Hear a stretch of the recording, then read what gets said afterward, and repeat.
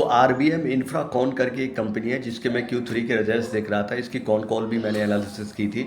तो बेसिकली पहले इसके रिजल्ट्स पे जाने से पहले मैं चाहता हूँ एक बार हम ये जान लें कि ये कंपनी बेसिकली करती क्या है। तो आपके जितनी भी ऑयल और गैस की जो कंपनियों के प्लांट्स हैं, सीमेंट से रिलेटेड जो कंपनियों के प्लांट्स हैं और आपके जो पावर से रिलेटेड प्लांट्स हैं, उनमें ये बेसिकली आपका इंजीनियरिंग से रिलेटेड, कंस्ट्रक्शन से रिलेटेड और मेंटेनेंस से रिलेटेड सर्विस प्रोवाइड कराती है। तो इसके पास क्या है कि सम काइंड ऑफ एम्प्लॉय हैं इसके पास जो कि स्पेशलाइज रखते हैं इन पर्टिकुलर फील्ड में, चाहे वो प्लांट्स के अंदर इंस्टॉलेशन से रिलेटेड चीज़ हो या फिर कंस्ट्रक्शन से रिलेटेड चीज़ हो या फिर पेंटिंग से रिलेटेड चीज़ हो या जो भी चीज़ें इन रिफाइनरीज वगैरह के अंदर होती है, वहाँ पे ये डिफरेंट डिफरेंट टाइप की सर्विस प्रोवाइड कराती है। तो कंपनी देखेंगे बहुत ही स्मॉल कैप कंपनी है और इसका लगभग 300 करोड़ के करीब इसका मार्केट कैप है। और अगर प्राइस टू अर्निंग की बात करूं तो वो लगभग 14 या 15 का है। शेयर अपने टॉप से जो इसने हाई बनाया था 1000 कुछ के करीब था, वहाँ से लगभग 70% करेक्ट हो चुका है। तो काफ़ी अच्छी खासी गिरावट कंपनी इसके शेयर में हो चुकी है।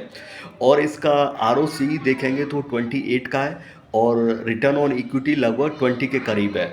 तो फंडामेंटली ठीक है क्योंकि कंपनी के पास कोई भी डेट नहीं है, ऑलमोस्ट डेट फ्री कंपनी है। तो इसमें रिस्क वाली जो चीज़ है वो इतनी ज़्यादा है नहीं है। हाँ, क्योंकि मार्केट कैप अभी छोटा है तो वो सारी चीज़ें एक रहती हैं कि आप जो कंपनी के जो भी डेटा वगैरह होता है वो उतना ऑथेंटिक नहीं होता, या जो मैनेजमेंट है उस पर इतना ज़्यादा कॉन्फिडेंस आप नहीं कर सकते।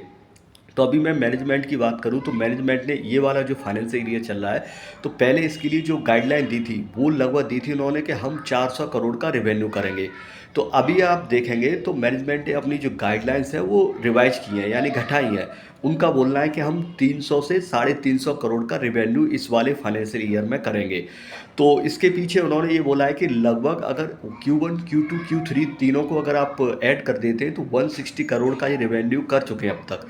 तो अब रिमेनिंग 132 करोड़ 300 करोड़ तक पहुंचने के लिए, और 350 करोड़ तक जाते हैं तो और भी ज़्यादा करना पड़ेगा उससे। तो वहाँ तक पहुँचने के लिए जो रिमेनिंग अमाउंट रेवेन्यू है वो Q4 में करना पड़ेगा। तो अभी Q3 में मिला के 168 करोड़ किया है और Q4 में ये कैसे 132 करोड़ या उससे ज़्यादा करेंगे 350 या 300 वाले फिगर पे पहुंचने के लिए। तो ये तो मैनेजमेंट ही अच्छे से जानता होगा। हो सकता है कि उनके पास जो प्रोजेक्ट्स हैं जो कंप्लीट करेंगे, वो हो सकता है उनकी क्वांटिटी या जो ऑर्डर साइज है वो बड़ा हो रहा हो, तो उसके बेसिस पे मैनेजमेंट ये कमिटमेंट दे रहा है, पहली चीज़। दूसरा चीज़ इन्होंने ये बोला है कि फाइनेंशियल ईयर आपका जो 2026 है उसमें इनका जो रिवेन्यू गाइडलाइन है वो मेरे हिसाब से अप्रॉक्स 650 से 700 के बीच में रहने वाला है। तो वो भी अगर आप देखेंगे तो ट्रमेंडस ग्रोथ रहेगी नेक्स्ट ईयर में। और इन्होंने बोला है कि फ्यूचर में हो सकता है सोलर वाली इंडस्ट्री जो है और आपका जो हाइड्रोजन वाला है उसमें भी ये अपना स्कोप आगे बढ़ाएंगे या अपनी कंपनी का जो प्रोसेस है उस वाले सेगमेंट में भी लेके जाएंगे। तो अभी अगर मैं इसके Q3 के रिजल्ट्स की देखूं या पिछले 1 2 3 साल में जो कंपनी ने रिजल्ट्स दिखाए तो वो बहुत ही शानदार है। 50 के अप्रॉक्स इसकी ग्रोथ जो है पैटर्न चल रही है। तो अगर मैनेजमेंट की कमेंट्री आप सुनेंगे तो आपको लगेगा कि हाँ ग्रोथ है, ऑर्डर साइज वगैरह भी उनके हाथ में है और जो एग्जीक्यूशन हो रहा है वो किस तरीके से होगा Q4 में, ये देखने वाली बात रहेगी। तो अभी क्या है, क्योंकि इसका जो मार्केट कैप है वो काफ़ी छोटी कंपनी है तो अभी कुछ कह नहीं सकते कि किस तरीके से फ्यूचर में परफॉर्म करेगी। तो बाकी का कुछ ऐसा क्रिटिकल है नहीं है, सिंपल इसका बिजनेस मॉडल है और बाकी के जितने भी फंडामेंटल वाले पैरामीटर हैं वो सभी इसके ठीक ठाक हैं, कुछ ऐसी ख़राब वाली चीज़ है नहीं है।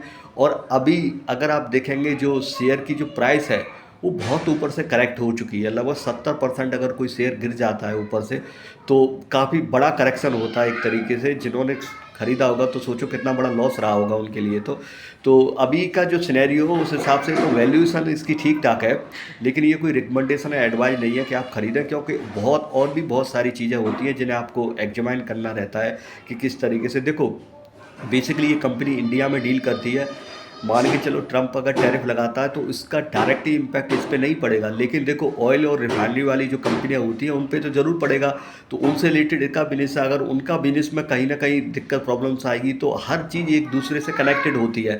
तो वही सारी चीज़ है कि किस तरीके से इसका फ्यूचर में रहता है ये देखने वाली बात रहेगी। अभी के लिए बस इतना ही। Thanks for listening, take care, bye.